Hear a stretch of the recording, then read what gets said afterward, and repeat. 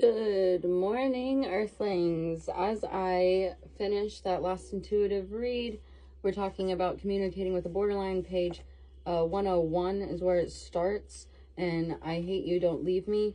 It is quite a few pages long to get the full in-depth of it, so this will probably be a part 2 or 3. Let's see how it goes.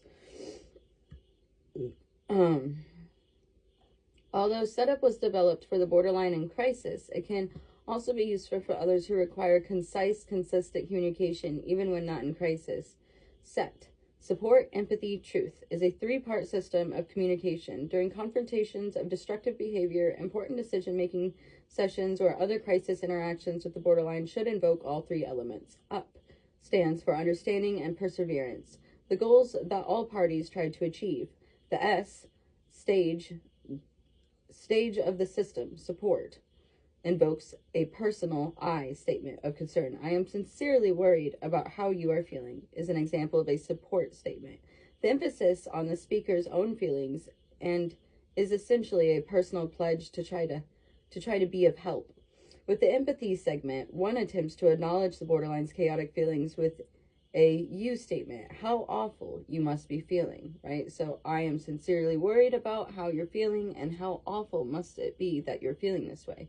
It is important not to confuse empathy with sympathy. I feel sorry for you, which may elicit rage over perceived condescension. Over perceived condescension. Notice how it says perceives, as in the borderline will take that as a meaning of you being condescending, even when you didn't mean it to be that way. Often when you're communicating with the borderline, anything you say, they take almost the wrong way. You didn't mean it that way, and they take it to the extreme of whatever negative thing you could have meant, even if it wasn't negative. The T statement. Okay. The emphasis here on the borderline's painful experience, not the speaker's.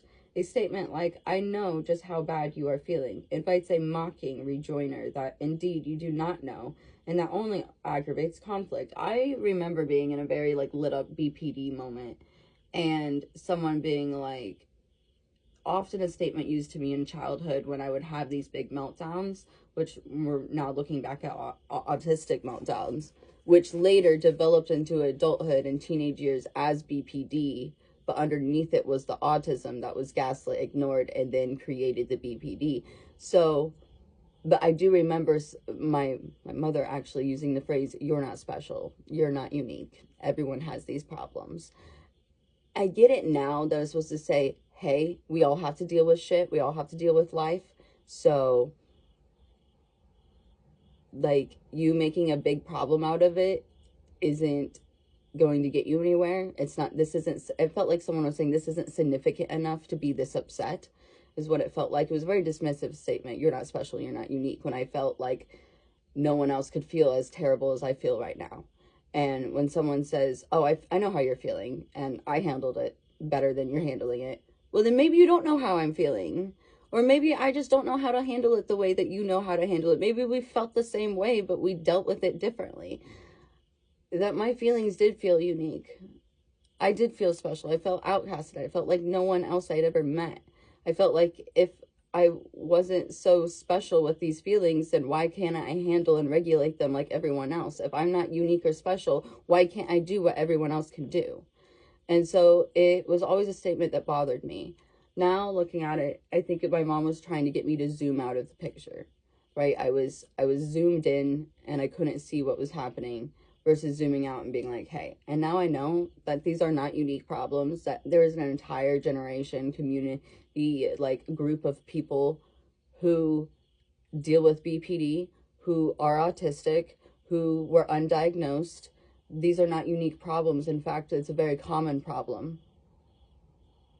What was unique about it was the way that it wasn't addressed in a particular way that would have then become a helpful way to deal with this. I felt unique. I felt special because I'm seeing other people, I'm basically being told I'm like everyone else and being expected to do it like everyone else. It's something very innately wrong with me, that I felt that I'm not like everyone else, and there's got to be a reason, a difference in me, because everything is so much harder to do than what everyone else is doing. Like, I'm not understanding how I'm not unique or special, because if I was like everyone else, then I'd be able to succeed and complete the task like everyone else. Not realizing you have disabilities, intellectual disabilities, developmental disabilities, until well into adulthood, after you've tried, failed again, and realized you are unique and special, and an individual that requires a certain kind of something for support. And that doesn't mean you're the only person like you. There's a whole group of people like you, but also there's a whole group of people who are not like you, and they will not understand what it's like to be you.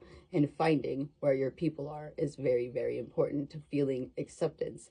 When you feel accepted around other people that are like you, you can embody self-acceptance. So that was a little something I just want to add there. Follow for part 3, 4, maybe part 4. I don't know. But it's 555 on the timestamp, so whatever. Wait.